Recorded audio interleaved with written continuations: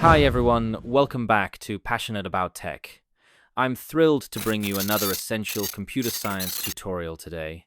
In this video, we're covering how to find your IP address on Windows a handy skill if you're troubleshooting network issues, setting up a device, or just curious about your connection.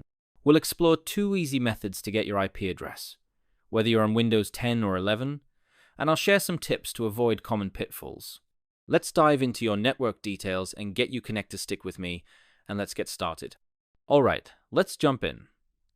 First, let's use the Settings app. Click the Start button, type Settings, and hit Enter. Go to Network and Internet, then click Wi-Fi or Ethernet depending on your connection.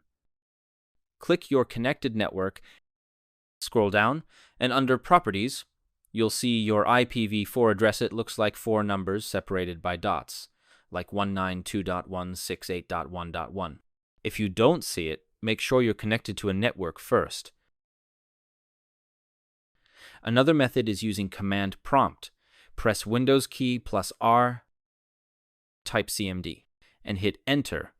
In the command prompt, type ipconfig and press Enter. Scroll until you see IPv4 addresses under your connection. That's your IP.